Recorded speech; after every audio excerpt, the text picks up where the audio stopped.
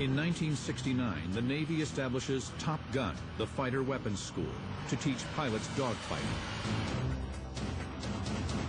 Here, fighter crews go through intensive training in air combat maneuvering and weapons systems employment. The 4-week course provides aviators instruction that simulates real combat conditions. The invaluable dogfight training from this school will help earn Randall Cunningham and Willie Driscoll a place in history over the skies of Vietnam.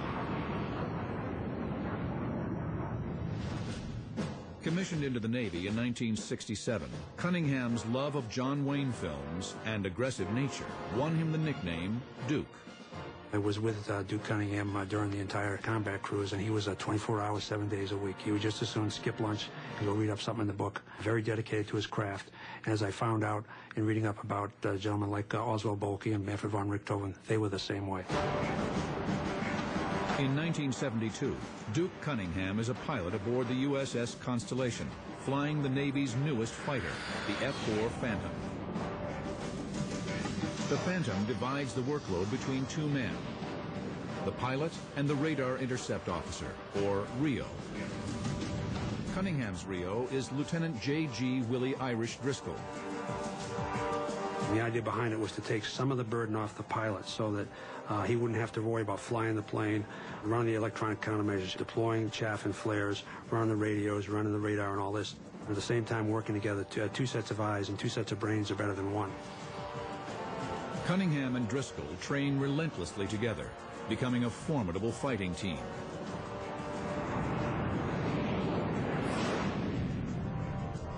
We knew each other's tendencies and strengths and weaknesses. We're welded at the hip, as brothers might be, when you go through something like that. That training will be invaluable. On this day in 1972, they're heavily outnumbered in their F-4 Phantom over North Vietnam by a brutal range of Soviet-built fighters, including the notorious MiG-17. This modernized version of the MiG-15 is a nimble and formidable opponent. At low speed, it can easily outturn the Phantoms. The thing that the MiG had was a small airplane, small size, hard to see. Size wasn't the F-4's only disadvantage. The F-4, large, bulky, leaves two big smoke trails when it's not an afterburner. Easy to see, therefore, at long distances. Whoever gets visual first has got a much better advantage. In fact, surprise is one of the elements in the combat arena that's historic. With a top speed of nearly 1,500 miles per hour, the American F-4 Phantom is twice as fast as the MiG-17. Armed with 2 medium-range Sparrow and 4 short-range Sidewinder missiles, the F-4 can strike from over 25 miles away. The MiG is more agile than the Phantom, but the F-4 is faster and has a better rate of climb. The MiG's biggest advantage is its armament. In addition to missiles, it also carries short-range guns that the Phantom lacks. May 10, 1972. Randy Cunningham pilots the F-4 Phantom Showtime 100 into the skies of North Vietnam. Now, enter the cockpit and relive one of the most savage dogfights of the jet age. May 10, 1972. Randy Cunningham and Willie Driscoll in the F-4 Showtime 100 are on a 35-plane raid against the Hai Dong rail yards. I remember it was a beautiful day, just wispy clouds going through the skies, and as you're climbing in a fighter and you're looking at that armada that you're joining and stuff, it's pretty awesome to look at the power, and at the same time, I'd already lost some good friends. It was deadly serious and earnest, and you didn't want to make mistakes. Cunningham's Phantom is also armed with bombs for ground attack. The North Vietnamese are determined to shred the strike force. They launch MiGs from 5 airfields, protecting the rail yards with anti-aircraft guns and surface-to-air missiles. like the SAM SA-2. After dropping the bombs on enemy warehouses, Cunningham and Driscoll loiter to cover the A-7 attack aircraft, the Navy bombers.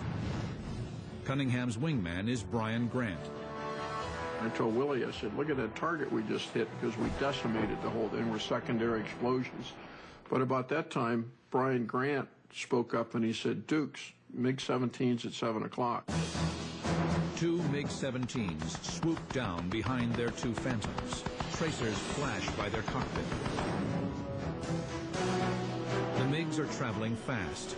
Cunningham knows at top speed the MiG, lacking hydraulic controls like the F-4, is hard to turn. So I looked at him and I said, no, you can't do it. Broke into him and he overshot right down below me.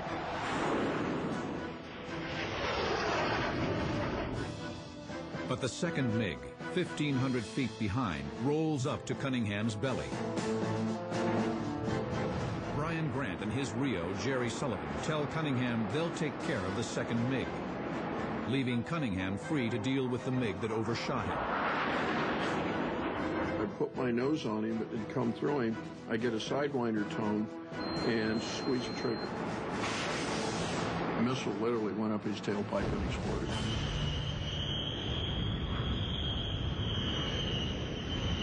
It's Cunningham and Driscoll's third kill of the war. The MiG that had been under Cunningham's belly was still there. Cunningham accelerates, puts on 500 knots, and gets away from the MiG. Having escaped the danger, Cunningham and Driscoll decide to get more MiGs. They pitch up, go over the top, roll out in a maneuver known as an Immelmann turn, named for famed German ace Max Immelmann, and head back to the fight. Below, they see two Phantoms trapped in a wheel of 8 circling MiGs, and in danger. MiGs would fly in a wagon wheel, MiG-17, MiG-17, MiG-17, all the way around, and there was 8 of them. The tactic that they use, if you get behind one of them, there'll always be a MiG behind you. If you don't get in there with them, you fly tangent to it, and you go through and shoot them, and then go out the other side and keep your speed up. But in that wheel was 2 other Phantoms.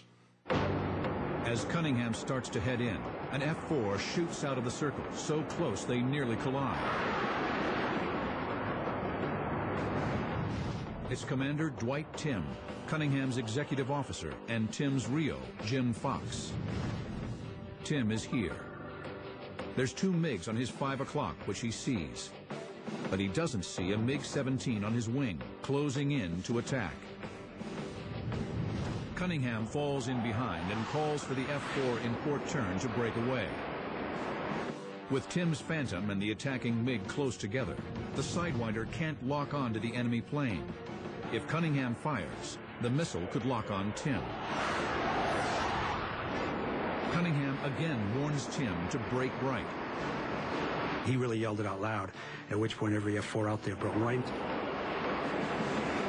Timm, who'd been focusing on the MiGs at his 5 o'clock, now quickly accelerates.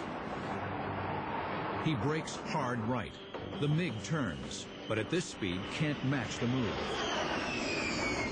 Some American pilots, referencing a popular TV show, Gomer Pyle, call the enemy pilots Gomer.